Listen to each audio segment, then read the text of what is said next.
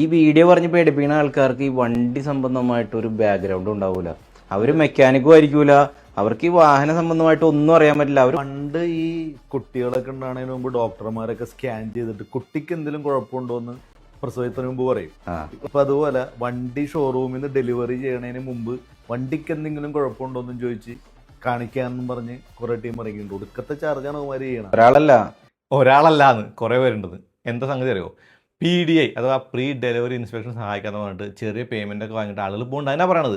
ശരിക്കും PDI ചെയ്യേണ്ട കാര്യമുണ്ടോ? ഉണ്ടെന്ന് പറയാം. ഇവർ പറയുന്ന കാര്യത്തിൽ വല്ല കാര്യമുണ്ടോ? അതും ചെറുതായിട്ടൊക്കെ ഉണ്ടെന്ന് പറയാം, പക്ഷേ മുഴുവനായിട്ട് ശരിയല്ല. വണ്ടിയെക്കുറിച്ച് അറിയാവുന്ന ആളുകൾ മാത്രമേ PDI ചെയ്യാൻ പോകാൻ പറ്റുള്ളൂ, അറിയാത്തവർക്ക് പറ്റില്ല.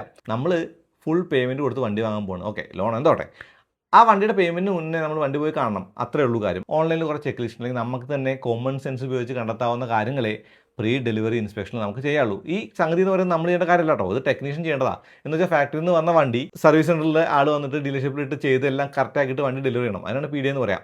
ഈ ലെമൺ എന്ന വാക്ക് കേട്ടിട്ടുണ്ടോ? മാനുഫാക്ചറിങ് ഡിഫക്റ്റുള്ള വണ്ടിക്ക് പറയുന്ന പേരാട്ടോ. നിർഭാഗ്യവശാൽ അത് പലർക്കും കിട്ടാറുണ്ട്. പക്ഷേ ഇവരെ കൊണ്ടുപോകേണ്ടത് ഇല്ലാണ്ടാവുമോ? ഒരിക്കലും ഇല്ല. എഞ്ചിനകത്ത് കയറി നോക്കാൻ പറ്റുമോ? അതല്ലെങ്കിൽ ഓടിച്ചാൽ മാത്രം അറിയാവുന്ന പ്രശ്നങ്ങൾ വണ്ടി കണ്ടിട്ട് മനസ്സിലാക്കാൻ പറ്റുമോ? ഇവരെ കൊണ്ട് പറ്റും. പെയിൻറ്റ് റീപെയിൻറ്റ് അടിച്ചിട്ടുണ്ടോ ചില ഭാഗത്തു നിന്നുള്ളതോ വല്ല സ്ക്രാച്ചോ അല്ലെങ്കിൽ കാര്യങ്ങൾ എവിടെയൊക്കെ ഉണ്ടോ എന്നൊക്കെ നോക്കാൻ പറ്റും. ഓക്കെ, അത് നമുക്കും പറ്റും. അപ്പോൾ PDI വേണം, അത് ചെയ്യാൻ ഒരാൾ വേണം, വേണ്ട.